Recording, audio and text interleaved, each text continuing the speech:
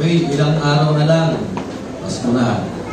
Sabi mo sa katabi mo, alam mo na. Pagka ganitong malapit na yung Pasko, ano kaya yung madalas na iniisip ninyo? No? Yung mga adult na kagaya ko, pagka parating ang Pasko, ito huhulaan ko pero alam ko tama itong hula ko eh. Pag nalalapit na yung Pasko, siguro sinasabi ninyo, magkano kaya abutin ang gagastusin ko? Ayan, so, ilan kaya yung mamamasko sa akin? Ayan, ganyan lang yun, no? O kaya, pagka ikaw ay may inaasahan, ganito ang iniisip mo, tinatanong mo, no? Kailan kaya darating yung bonus ko? Ayan, ano? Magkano kaya? Ayan, ano? Baka naman yung bonus ko ay parang thesis in partial fulfillment, ano? Yung mga ganun, ano, no? Yung ganun iniisip natin, ano? Pagka ikaw naman, bata, ang iniisip pag Pasko, ito, saan kaya ako mamamasko? Ayan, ano? Sinong ninong kaya ang uunahin ko? Ayan, ano? Ganyan yung mga maliit na bata, pag yung Pasko, pag mamamasko na yun, no? Para silang si John Wick, ayan, hindi isa-isa yung mga ninong at ninang, ano? Para silang Terminator, mga kapatid, ano? Pinabahay-bahay, titignan yung mga ano pa, no? Minsan, pagka bata na, ano, ito na-experience ko ito eh. Nung bata kami, ako tsaka yung mga kapatid ko, yung mga pinsan ko, maging yung mga kapitbahay ko, pagka nagpapasko, at nakuha na namin yung aming mga napamaskuhan, yung mga regalo namin, yung mga exchange gift namin, alam niyo, ito ginagawa namin, we compare. O, pinagkukumpara namin. Minsan gano'n pa ako eh. Magkano yung pinamaskuhan mo?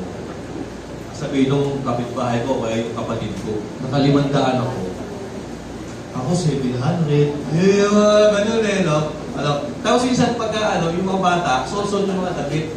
Tingnan mo yung napamaskuhan ko, ang ganda, si Voltes 5. Sabi naman nung isa, ako naman ang ganda rin, si Daimos. Yan yung mga cartoons ng panahon namin, no?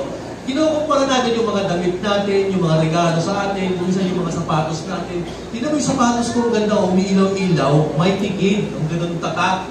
At tingnan mo yung sapatos ko, ang ganda rin, no? Yung mga ganyan, ano? Minsan ito, ano? Ang mentality natin, kada Pasko, ang naisip ko, para itotal lang natin, no? Isumatotal lang natin, ito, no? Ano kaya ang mapapala ko tuwing Pasko? Ano yung makukuha ko kapag Pasko? Ano yung maa-acquire ko? Saan ako kakain, makikikain tuwing Pasko? Ano yung luluto ko? Ano yung aking,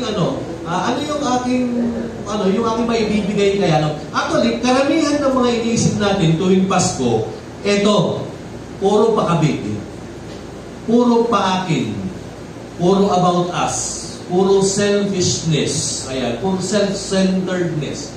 Pero ngayon po, church, ituturo ko at sinasabi rin sa kwento ng ating Panginoong Hesus at nung kapanganakan niya that Christmas is not about us. Ano?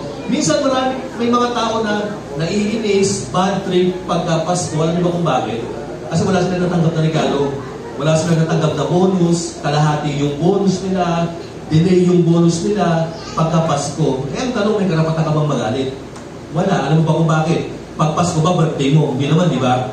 Tama mo ba? No? Pag Christmas ba, birthday mo? Di ba hindi? So therefore, wala tayong karapatang magmukmuk, magtambok. Kasi Christmas isn't about us. It's all about God. It's all about Jesus Christ. It's all about celebrating the coming of Jesus Christ. It's all about, alam niyo ba, yung giving thanks to the Lord because He had fulfilled the promise of long-awaited Messiah, Savior, and Lord para sa atin. Ano? Ngayon, tingnan po natin ito. Ito yung title ng ating mensahe natin ngayon. The Lessons of Christmas. Sabi ko nga, akala natin ang Christmas, gaano karami yung nakuha ko, magkano ang aginaldo ko, gaano karami yung regalo ko, gaano karami yung putahig na kain ko, akala natin gano'n ng Pasko. No? Pero mamaya ma-realize natin that Christmas isn't about having, getting, acquiring. It's about giving, it's about helping, it's about sacrificing, you know. So ito po the lessons of Christmas which is found in Philippians 2:3-11. Let's read muna yung verse bago isa-isahin natin Sabi ni Paul, do nothing out of selfish ambition. Nakita niyo yung unang bad characteristic na tinira ni Pablo. Selfish ambition. Di ba't pagka Christmas, meron agad tayong selfish ambition. Yung iba, wala pang natanggap, may naplano ng bibilhin. Tama po ba? Wala pang nakatanggap, may plano ng bibilhin. Sabi ni Paul, do natin anything out of selfish ambition or vain conceit. Pag sinabing vain conceit, ito yung masyado kong nagmamalaki, masyado kong nagmamataas. Ito ang sabi niya. But in humility, ngunit sa pagpapakumbaba, isipin mo rin yung kananagayan ng iba kaysa sa sarili mo. Sabi niya, in humility, consider others better than yourselves. Isipin mo na hindi lang ikaw dapat yung, alisin mo yung kayabangan mo, isipin mo rin na baka naman mas magaling yung iba sa'yo, baka naman mas meron silang talent sa'yo, baka naman mas okay sila kaysa sa'yo. Yun ang sabi ni Pablo. In verse 4, dinugtungan niya, each of you should look not only to your own interest. Ayan. Sabi niya, bawat isa sa atin, huwag nating tignan palagi yung ating pansariling kapakanan. Ayan, ako po, ang daming mga tao ngayon, tinitignan ang pansariling kapakanan. Alam niyo kung sino-sino sila, mga kapatid? Politicians.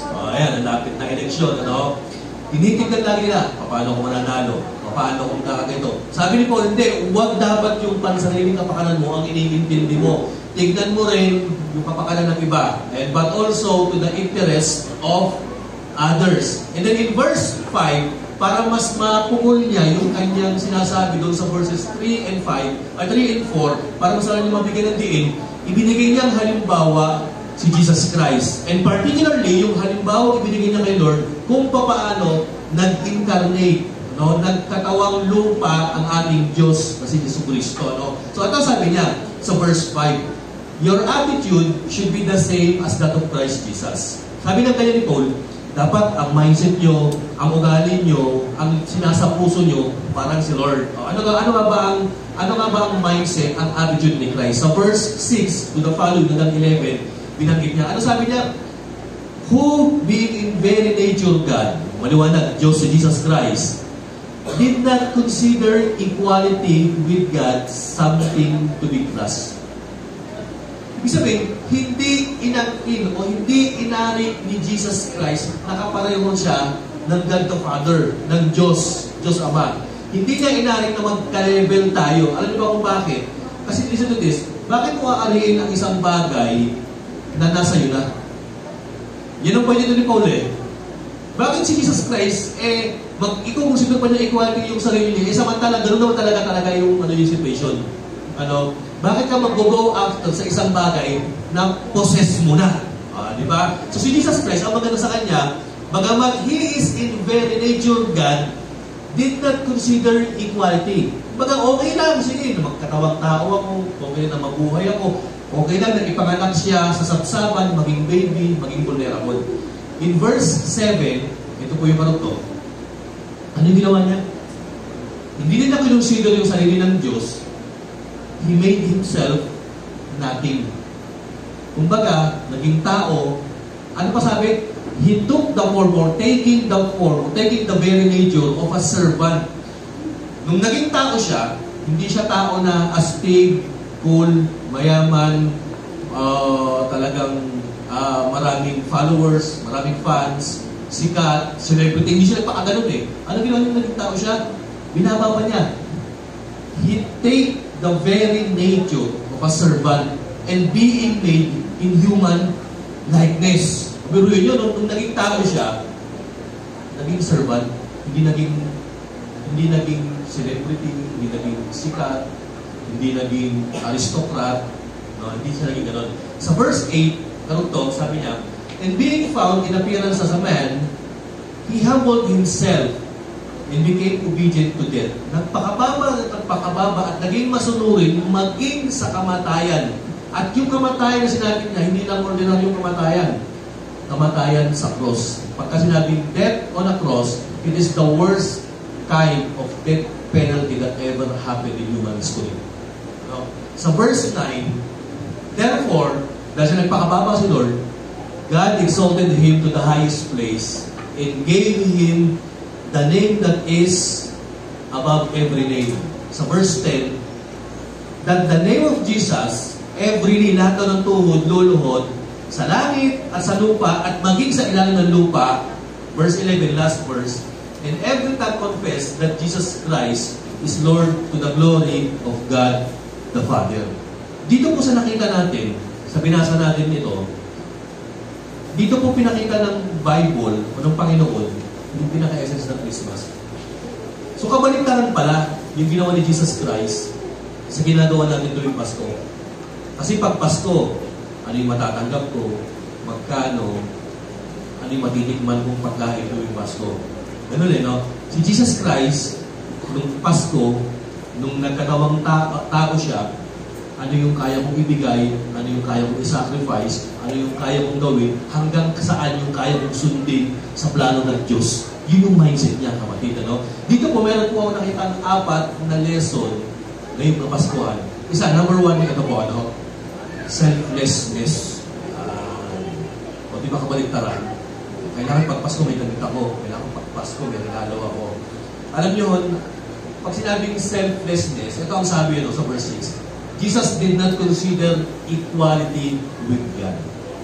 Pag sinabing selflessness, ito po yung pinaka-idea ko ng selflessness, nakalagay sa next page. Ito po. Selflessness is about suppressing our demands to our rights, entitlement, advantages, and special treatment. Ano ibig sabihin ito? Si Jesus Christ, bagamat Diyos siya na nagkatawang tao at nabuhay sa lupa, hindi niya diniman yung tao na sambahin siya, hindi niya pinairal yung entitlement niya, yung advantage niya, at hindi siya nag-require ng special treatment sa mga tao. Samantalang tayo, pagdating natin sa public places, we insist on these things, on our rights, entitled, advantages, and special treatment. O kung minsan, ganyan tayo Tawag ganyan sa daan ko. Bakit ako tatabi? Pastor ako. Alam ba ako? Ganyan yung special treatment. Ganyan yung advantage. Mahaba pila. Ayan. Ako dyan. Bakit? Senior ako. Di ba may batas, senior, kailangan mauna pila. Isang tabi. Tabi dyan. Bakit? May PWD ID ako. Alis ka dyan, ako mauna. Okay? Ginagamit natin yung mga ganyan ating mga advantages para makaano tayo, yung pag gumaan ang buhay natin, yung special treatment natin. Church, listen to this. Hindi ko sinasabing huwag na kayo pipila sa mga, sa mga senior lane, pagkagaling. Kundi, gusto ko lang kung i-point dito, huwag na natin i-insist yung ating rights na ganito tayo, eto tayo, kailangan ganito ang gawin sa atin. Pag ayaw ng tao na ganito tayo, bahala kayo. Okay lang. Si Jesus Christ, hindi niya in-insist na, hey, mag-adjust kayo sa akin. Hindi. Nakisama siya, nakihalubilo siya, pinakita niya yung selflessness niya, kapatid, ngayong Pasko. So selflessness, ulitin natin, is about yung bang sinosuppress mo na yung rights mo, yung demands mo, yung mga entitlement mo, yung mga advantages mo, tsaka yung mga special treatment mo. Hindi mo na pinapairan yan. Hindi mo na ginagamit yan, mga kapatid. Hindi mo na ginagamitan yung hindi mo na ginagamitan ng pinagbabawal na technique para gumaan ang buhay mo, kapatid. Tama mo ba? Si Jesus Christ, nung napagod, natulog Hindi naman niya ginamitan ng powers na yun Si Jesus Christ, nung bumiyahe ng malayo, mano-mano nilakad niya yan. Hindi naman siya sumipon ng clouds para gawing skateboard kasi napapagod siya. Hindi niya ginawa yun. Hindi naman siya sumakay sa kidlat, mga kapatid. Hindi niya ginamit yung pagiging advantage ng pagiging Diyos niya, kapatid. Selflessness. It's about suppressing, Kumbaga, karapatan mo yan, pero di ba ini-insist? Okay lang yan. Okay lang yan. Kasi gusto kong maranasan din yung naranasan na aking Panginoon. Okay, next. Ano yung pangalawang bagay na nakita o na pinakita dito natin Panginoon ito? Yung pagiging servant. So yung una, selflessness, inalis ang mga rights sa sarili, inalis yung mga demands. Ito yung servant, sabi sa verse 7, He made Himself nothing by taking the very nature of a servant. Grabe, Tinanggal mo na yung rights mo, yung entitlement mo, yung lahat ng advantage mo. Ano yung kinabit mo sa katawan mo? Servanthood. Ano sabi niya Latin Christian dito? For the Son of Man came not to be served, but to serve. Sapagkat ang anak ng tao ay napunta upang hindi paglingkuran, bagus upang maglingkod, sabi niya.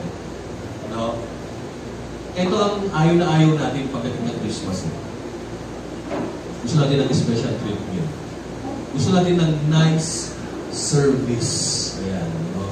Yung bang pupunta tayo sa mga spa, maganda yung habot sa likod ko. Special treatment yan. Gusto natin pagkapunta tayo sa Jollibee, hingitian tayo.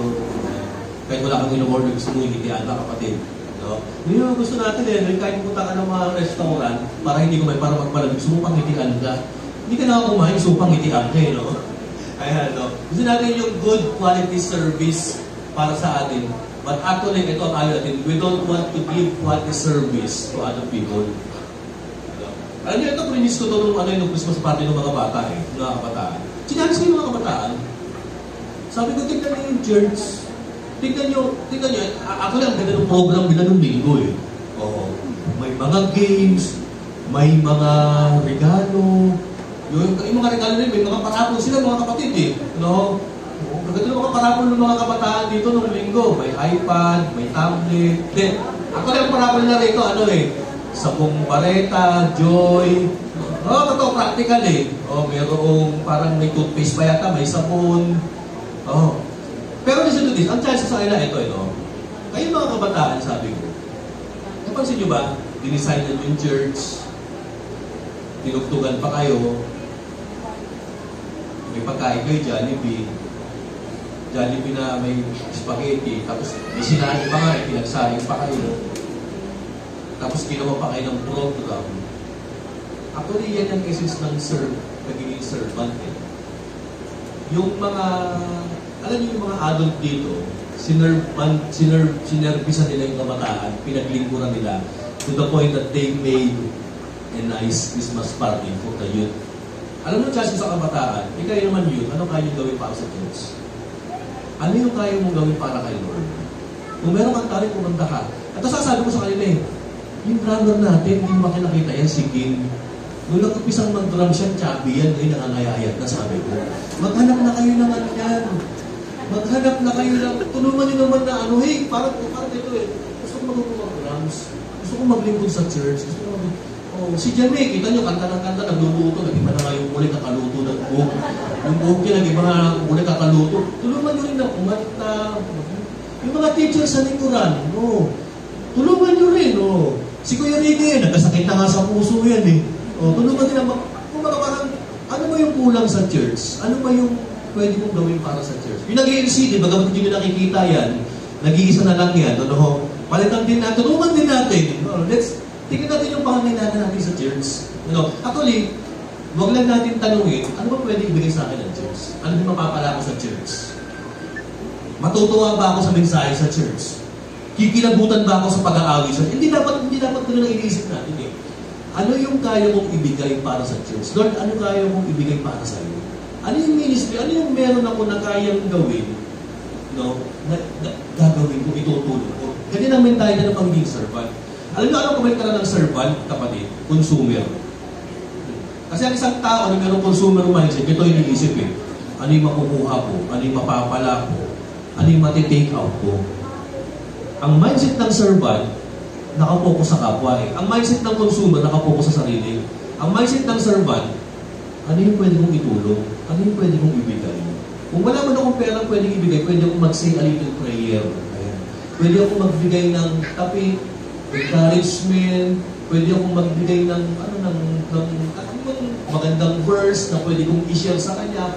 Dapat po, church, pagdating ng next year, ang mindset natin hindi na consumer mindset, servant mindset. Hindi na yung bossing mindset, servant mindset. Ano yung pwede kong ibigay? Ano yung pwede kong iambag? Ano yung pwede kong itulong? Kasi si Jesus Christ, sabi, He made Himself natin by taking the very nature of a servant. Tingnan natin yung pangangailangan ng church. Mukhang yung drama, nag-iisa na lang. Pwede ako mag-practice ng drama. Mukhang si Pastor tagal na nagpipreach, nakakaumay yung mukha. Pwede siguro magpaturo ako, mag-preach na rin ako. Dapat gano'n mga kapatid. Maghanap tayo. Mukhang sila brother ko mukhang nag-multitasking na. Mukhang elder na nagda-drive na, nag-elder pa, nagpa-Bible study pa, nag-visitation pa, nagluluto pa yan. Mukhang kailangan managdagan na, kailangan tulungan na rin na. Mukhang kailangan natin mag-step up pa. Kapatid, alam niyo ba, the greatest step up na pwede mong gawin para sa church, step up in a sense na magiging servant ka. Ano? Yung bang mag-volunteer ka. Ano? Pangatlong bagay na pinakita natin Panginoon, ito po, humility. Ano sabi sa verse 8? And being found in the appearance of man, He humbled Himself. Ano kapitaran ng humility? Pride. Self-exaltation. Yan po ang kapitaran ng humility. Pag sinabing humility, kapatid, ang ibig sabihin, hindi mo na tinitignan yung sarili mo at hindi mo na hinahanapan yung sarili mo para mapunta ka sa center stage. Kung pag ikaw ay humble, alam mo yung kaya mo, alam mo yung limitations mo, at bagamat alam mo kung sino ka, yung kahinaan mo, alam mo, simple ka lang. Ang kapitran ng humility, yung pagiging mayabang. Yung bang kahit hindi kaya, gusto ipakita kaya. Yung kahit wala naman, gusto palabasin meron. Yung humility, kahit meron ka, hindi, simple lang to. Ganyan po mga kapatid. Sabi ko nga po nito, sabi ni St. Augustine, it was pride that changed angels into devils. And it is humility that makes men as angels. Naniniwala ba kayo dyan? Totoo lang po, kaya dahil si Satan, tsaka yung kanyang mga demons, yung devil, kaya naging ganun sila, kasi sobrahan ng pride eh. They want to exalt themselves into the level of God. Actually, gusto pa nilang isurpass si God eh. Pero kabaliktaran ng pinakita ni Lord. Si Jesus Christ, bagamat Diyos, ang ginawa, nagpaka-humble, naging servant. Si Satan, bagamat servant, ang ginawa, nagpaka-Diyos. So nakita niyo po yung kabaliktaran. It is pride that changes angels into devils, and it is humility that makes men as angels. Ayan. Magpaka-humble tayo, mga kapatid.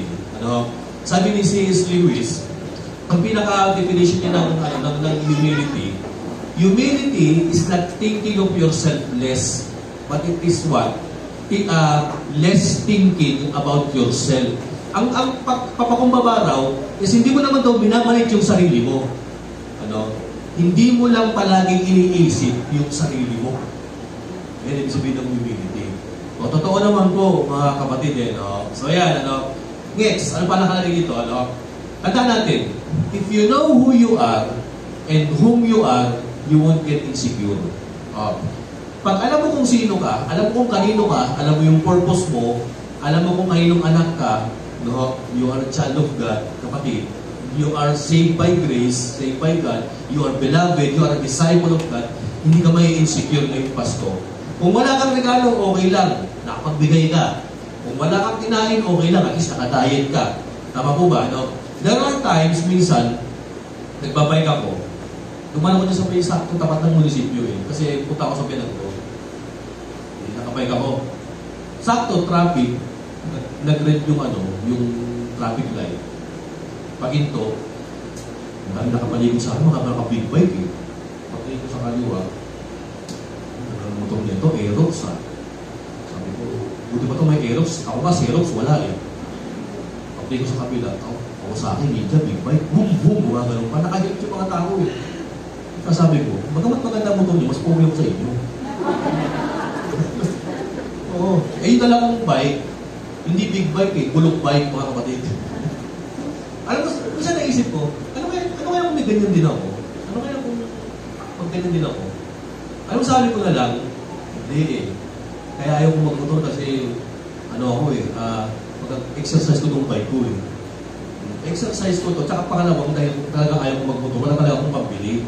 Hindi talaga ayaw ko ng motor kasi baka, aksidente, natatakot na ako Bike nga, mutik na ako mamatay, motor pa, tama po ba, So yan po, nakita ko sabi ko, ang ganda ng mga motor nila, nasa likuran ko, naka-NMAX, tapos yung isa, naganda. Parang pinalilibutan ako, tapos isa, pinaparurutan pa ako Okay lang yan. Wala sa motor yan, sabi ko. Nasa purpose mo yan. Bakit ako may ingit? Bakit ako may insecure? Kasi ang purpose ko higher kasi sa inyo. Sabi ko gano'n. Yan na lang iniisip ko. I have a higher purpose. I I have a eternal destiny. I have kumbaga parang yung aking trabaho pang eternity, hindi lang yung panlupa eh. So church, tandaan niyo, kung alam mo kung sino ka, kung alam mo kung kanino ka, hindi ka dapat may insecure. Tanggalin natin yung insecurity sa buhay natin. Yung pag nagbabasa ka ng Facebook, may nakita kang friend, nasa ibang bansa, sasabihin mo, sana ako rin. Ayan. Kung may nakita kang ibang friend, may bagay, sasabihan, sana ako rin. Kung alam mo kung sino ka at kung kanino ka, hindi ka dapat ma-insecure. Tama po ba, mga kapatid? Si Jesus Christ nandito, listen to this, hindi naman siya na-insecure eh. Nakita niyo ba na-insecure si Lord? Nakita niyo bang nainggit si Lord sa Roman Emperor? Hindi. Nakita niyo bang nainggit si Lord sa mga high priest na pinahinahangaan ng mga tao because of their strict religious practices? Hindi. Nakita mo ba si Lord na na-insecure sa mga maharlika, sa mga aristocrat ng araw? Hindi. Hindi. Kasi alam niyo kung bakit? Alam niya kung sino siya. At alam niya kung kanino siya. At alam niya kung ano ang purpose niya. Dapat ganun din tayo. Ang insecurity pagdating sa Kristiyano, dapat wala na yan. So yan, pangatlo, pang-apat, ito na po yung panghuli. Obedience. Ayan, ano yung sabihin ng obedience? Sabi sa verse 8b, sabi, He became obedient to death, even death on the cross. Ito ang pinakamahirap. Pag sinabing obedient, inobey ni Jesus Christ yung plano ng Diyos na magpakita siya ng selflessness, na maging servant siya, na maging humble siya. Obedience. Kung nakita niyo ang buhay ng Panginoon, simple lang. Lahat ng galawan niya is under the will of God. Lahat ng ginagawa niya, lahat ng activities niya, purpose niya, nakapaloob lang sa will of God. Hindi siya lumalagpas doon. There are times na muntik na siyang pumatol, kasi pag pumatol siya, lalabas siya sa kalooban ng Diyos, and then magiging disobedient siya. So nakita nyo, yung pagiging obedience, yan yung nag-set ng boundaries and limitations sa pwedeng gawin ni Christ na pang-aabuso ng kanyang pagiging Diyos. Because of His obedience, nagkaroon ng boundaries, limitations sa kanyang activities and galawan. Dapat ganun din tayo. Ngayon, ano ang findings natin? Akala natin, pag namuhay ka, akala mo ang cool, ito, marami kang sweldo, marami kang property, marami kang ipundar, marami kang kakilala, marami kang kaibigan. Akala natin yan ang cool eh. Marami kang pwedeng ipakita. Akala natin yan yung cool eh. Pero ako nag-iba ang idea ko, palagi kong pinag-aaralan si Jesus Christ. Ang cool pala, alam nyo kung ano, yung bang kahit may rights ka, hindi mo na ginagamit. Ang cool pala, yung kahit kaya mong yung kahit kaya mong putusan yung bully, nagpapabully ka pa rin. Yan pala yung cool. Nakakatawa yung parang naglalagay ka ng self-limitation, ng weaknesses, para hindi ka na makipagtaasan sa, alam niyo ba yun, sa trending ng tao. Kasi ang trending ng human life, ang ganito ang purpose ito success, conquer, possess, acquire, get, dominate, reign. Yan ang Pero si Jesus Christ, hindi selflessness, humility, service, serving, humbleness, obedience. Nakita natin akala natin, ang trending, ang buhay talaga, papaakyat. Pero nakita ko na natin, pababa. Minsan, di ba, meron tayo, pagka tayo naglalakad, ano mas mahirap? Maglakad ka paakyat ng hagdanan o maglakad ka pababa ng hagdanan? Mahirap maglakad paakyat ng hagdanan. Madaling maglakad pababa ng hagdanan. Pero sa totoo lang, pagdating sa spiritual, mas madaling umakyat Kasi talaga ang human instinct I want to possess, I want to become successful, I want to conquer, gano'n Pero hindi Ang tinuturo sa atin ng Panginoon, selflessness, alisin lahat, humbleness, serving, sacrificing, even death on the cross, ginawa natin Panginoon. Last thing, ito po, binakalagay ko dyan, nilista ko lahat, yung pwedeng gawin, yung mga bagay na pinakita ng Panginoon, kung siya nabuhay dito. At alam ko, church, alam ko, kung ano yung dinemonstrate na character, attitudes ni Jesus Christ, I strongly believe yan din yung character and attitudes ng ating Panginoon, ng ating invisible God. Kasi ang sabi sa Hebrews, si Jesus Christ daw is yung yung parang image of the invisible God. So nung nandito si Lord, ano yung mga bagay na pinakita niya? Ito lang, humble, pinanganak sa sabsaban, naghirap, hindi naman siya mayaman. Ano yung sabihin ng underdog? Pag underdog ka, dihado. Of course, si Jesus Christ yung nabuhay, dihado eh. Hindi naman siya pinanganak sa kastilyo.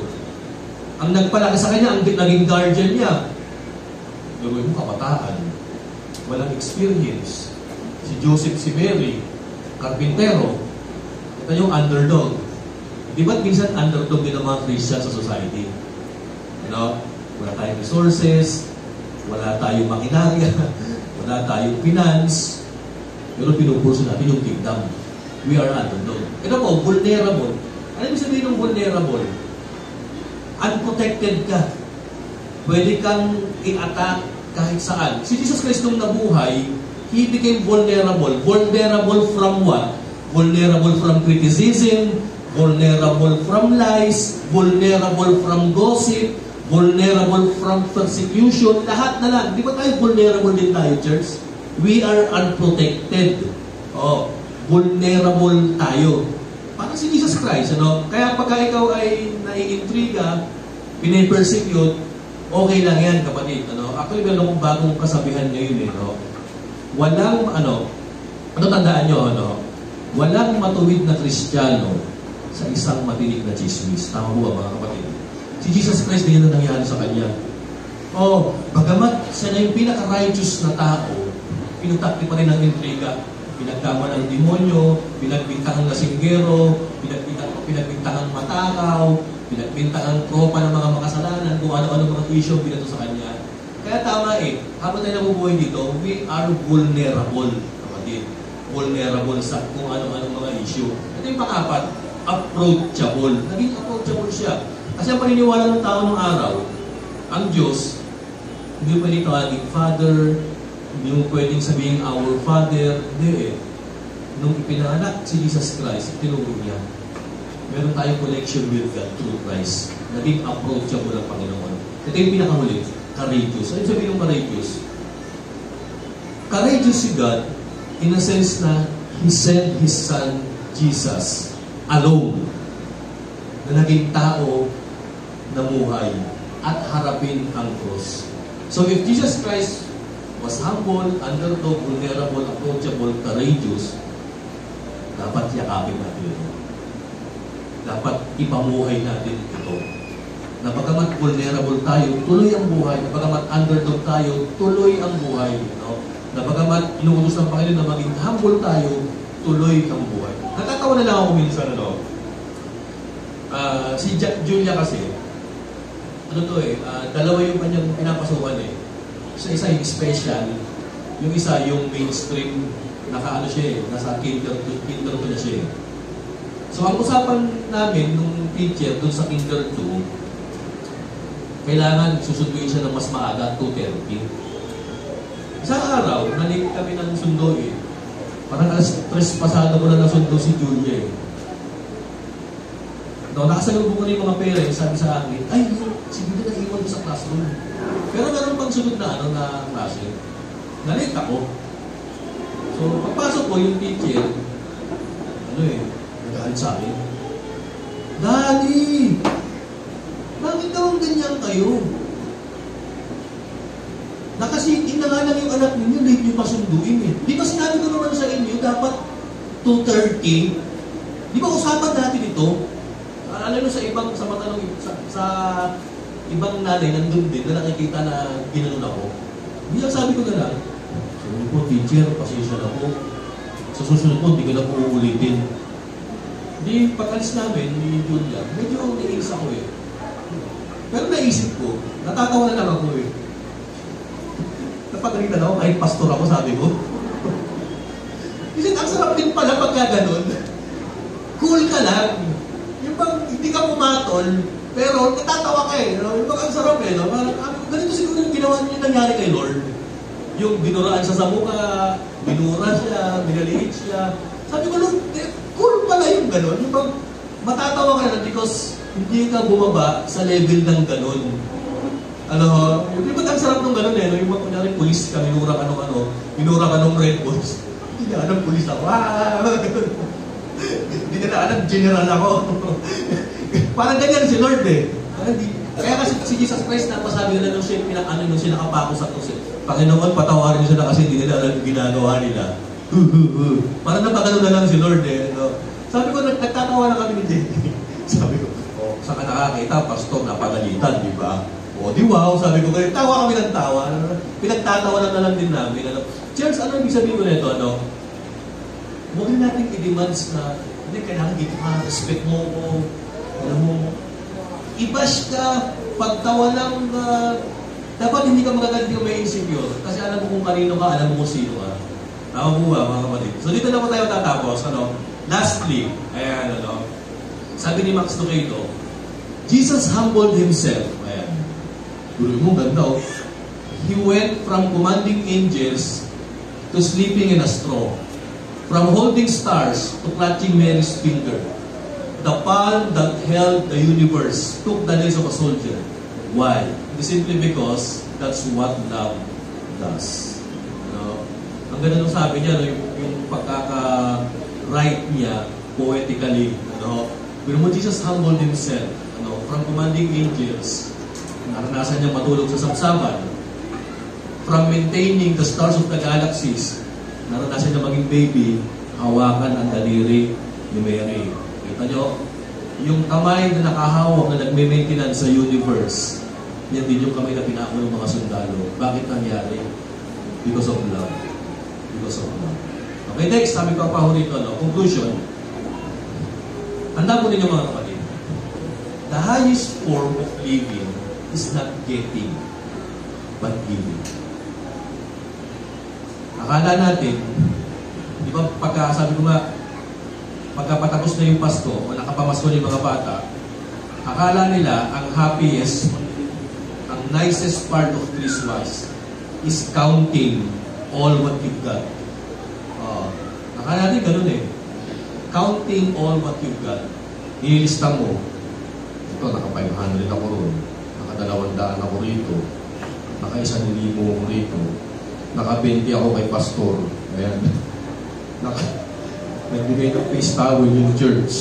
Naalala ko si Julia noong nakaraang linggo eh. Kasi po yung kids, so, may regalo sila sa bawat bata, face towel eh. Ang kapay, yung excited sa buksan eh. Nung nabuksan niya, face towel, ginanon eh. Sabi ko, Julia, ano ba? Nung nakita niya yung pangalan ni Julia, medyo na-appreciate. Oh, Julia. Ano po ibig sabihin nito, church? Akala natin, ang highest form of living is getting. Acquiring. Ano yung ibang term ng getting? Sabi mo kanina, acquiring, possessing, conquering, promoting, going up. Akala nyo ganun eh. Pero ang highest form of living pala, giving. Kapatid. Giving. Sabi mo sa katabi mo, ngayon, alam mo na. Mag-iyon lang ako ng isang verse bago tayo magtapos. Acts 20:35. Ano po sabi dito? Sabi ni Paul, in everything I did, I showed you that by this kind of hard work, we must help the weak, remembering the words of our Lord Jesus Christ Himself. Sabi niya said, it is more blessed to give than to receive. Isa yung isipin natin, paano pinagpapala yung mga nagbibigay, nawalan nga sila? Tama nga naman, tama yung, actually, legitimate question yan eh. Paano pinagpala ang nagbibigay? Samantalang nawawalan nga sila eh. Nababawasan nga yung fund nila eh. Ano ka ng dahilan? Bakit it is more blessed to give than to receive? Bakit, ito. There are 4 reasons why it is more blessed to give than to receive. Ito, basahin natin, Givers are blessed, number 1, because they are freed from greed. Di ba pagka nagbibigay ka, hindi ka na nawawala ng greediness mo. Kung sinabing greediness, ako, akin. Pag nagbibigay ka, nawawala yan. Nawawala, nasusurpress yan, nawawala yung greediness sa'yo. And givers are blessed because they are free from greed. Ito pangalawa, Givers are blessed simply because they are being conformed to Jesus. When you give, you are becoming like Jesus. Pangalawang dahilan kung bakit mas blessed ang giver kaysa sa getter, ha? Ayan, ano? So, tandaan nyo, mas blessed ang giver kaysa sa getter. Lalo-lalo na sa better. Ayan, no? Ito next. Pangatlo, they have enduring relationship with others. Pansin niyo yung mga giver, ang dami natutuwa sa kanila. Ang dami nilang kaibigan. Oh, talagang ano, at saka pagka ang giver na kailangan, kapatid, pagka ang giver na kailangan, ang dami tumutulong. Especially yung mga tao na nabigyan niya. Tutulungan yan. And then yung pang-apat, kung bakit it is more blessed to give than to receive. Ito po, and they will reap eternal rewards. Tingnan po natin na pala, kung kayo ulit. Ano mas pinagpala? Yung tumatanggap o yung nagbibigay? Yung nagbibigay. Tanungin ko kayo, mga kapatid. Ano mas gusto nyo? Tumatanggap ng abuloy o nagbibigay ng abuloy? Makapaisip kayo, ano? Ito, ano mas gusto nyo? Tumatanggap ng ayuda o yung nagbibigay ng ayuda? O, mas gusto ko nagbibigay ako ng ayuda kasi pag tumatanggap ka ng ayuda, ibig sabihin na disaster yung bahay nyo. O, di ba? Pag tumatanggap ka ng abuloy, ibig sabihin namatayan ka. Mas maganda ako yung nagbibigay. O, di ba? Pero ito matindi. Ito matindi, church. Kahit na may something sa'yo o may problema ka, may struggle ka, pero nagbibigay ka pa rin, I think that is the highest form of giving. Kahit underdog ka na, kahit vulnerable ka na, kahit kapos ka na, pero you are able to give, I think it is the highest form of giving. Mga kapatid. Tama mo mga kapatid. No? Ngayon, ito, tingnan natin bago tayo magtapos. Tayo ito ngayon. No? May tatlong tanong na iiwan sa inyo. Tatlong question. Number one, what can you give up for the Lord this Christmas? Si Jesus Christ, ano yung give up niya? Para lamang iligtas tayo. Give up niya yung title niya, give up niya yung rights niya, yung advantage niya, give up niya. O nakita yung give up ng Panginoon. Ngayon ito, no? Ano ang kaya mong i-give up para kay Lord? Ano yung kaya mong i-surrender para kay Lord? Ay mga kabataan, ano yung kaya mong i-surrender para kay Lord? Pwede mo sabihin ngayon, Lord, pwede mo na i-surrender yung kanigasan ng ulo ko, yung kamalpitahan ko. Pwede ko na i-surrender, Lord, yung aking ng galing. Lord, pwede ko na i-surrender yung pride mo. Ito yung pinakamaganda i-surrender para kay Lord ngayon. Kung ikay wala pa kay Lord, yung buhay mo. Lord, pwede ko na i-surrender yung buhay mo ngayon, Lord. Kung nabahala sa akin, Panginoon, so what can you give up for the Lord this Christmas? Ano yung kayang pag-isuko? O kung may naisuko ka man nung dati pa, baka naman meron pang ipinapasuko sa iyo si Lord. Ayan. Sabi mo sa katabi mo, sumuko ka na. Next, pangalawa. What can you give to the Lord this Christmas? Ano yung pwede mong ibigay ngayon kay Lord sa ngayong Pasko? Kapag hindi man material gifts, pwede mong sabihin, Lord, magpapatawad na ako. Lord, magiging active ako sa ministry. Lord, mag-i-involve ulit ako, Panginoon. Sasama na ako sa kalalakihan. Lord, tutulungan ko yung church. What can you give to the Lord this Christmas? Ako rin, anong ilan dapat this Christmas What can you give to the Lord while you are living? Or while you're still living? And then yung pinakahuli, what can you do for the Lord this Christmas? Kaya sana ngayong Pasko, sabihin natin yung sinabi yung kata ni Brian Adams, Lord, everything I do it for you. Diba? Ngayon ito, ano? Ang tanong ko sa inyo, baka tayo magtapos, nabago na ba yung isipan mo ngayong Pasko? Kasi tatawa lang po nung bata ako, ganun lagi ginagawa ko eh. Binibilang ko kung magkano yung nakuha ko. Tinitignan ko kung magkano yung, kung gaano karami yung bago kong damit, bago kong sapatos. Tinitignan ko lagi eh. Sana ngayon, church, alisin na natin yan. Ngayong Pasko, tingnan natin yung pangailangan ng Diyos. Tingnan natin yung pangailangan ng kapwa natin. Tingnan natin, Ako hindi, saan ko nga, ako ko sinasabi, hindi lang sa pagbibigay ng material things dapat tayo magbigay. Baka pwede tayo magbigay ng manpower. Pwede tayo magbigay ng encouragement, ng prayer, ng time sa mga taong, ano ba yun, yung bigwitin sa pag-ibig, you know? So tayo po ngayong Pasko na magbigay tayo. Kung paano nag-surrender, nagpakababa si Jesus Christ, sana ganun din po tayo. Tayo po yung pumuntabi mo na natin. Father, here we are, O Lord. Thank you so much because once again, Lord, na-correct, Panginoon, yung aming mindset. Akala namin, Lord, ang Pasko para sa mga bata, para sa regalo, para sa amin, para sa party, para sa kaingan. Hindi pala, Lord, eh. Ngayon, Father, salamat because we have learned the essence of Christmas. That Christmas pala is about selflessness. It's about humility. Christmas is about serving. Christmas is all about obedience. Christmas pala, Panginoon, nung unang Pasko pala, Father, salamat dahil nagpakababa kayo.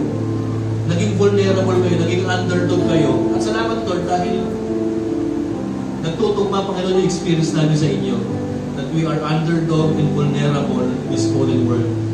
Pero sa kabila niyan, sa kabila ng mga weaknesses na nararanasan namin, there is a power through your Spirit, Panginoon, na kahit mahirap ang buhay, kaya namin. Kasi nandyan kayo. There is power in your presence, O God. Lord, right now, thank you so much for correcting our mindset. Sorry, Panginoon, dahil nasasapawang ka palagi namin tuwing Pasko. Ang Pasko pala hindi para sa amin. It's all about you. It's all about serving you. It's all about giving back to you the glory and praise, Panginoon. Salamat, Father, because right now, makakapag-celebrate na kami ng Christmas ng masaya-masaya. Kasi ang Pasko, hindi talaga para sa amin. Salamat po, Lord. Ito po aming panalangin. In Jesus' name we pray. Ang lahat ng anak ng Diyos ay magsabi po na, Amen. God bless, mga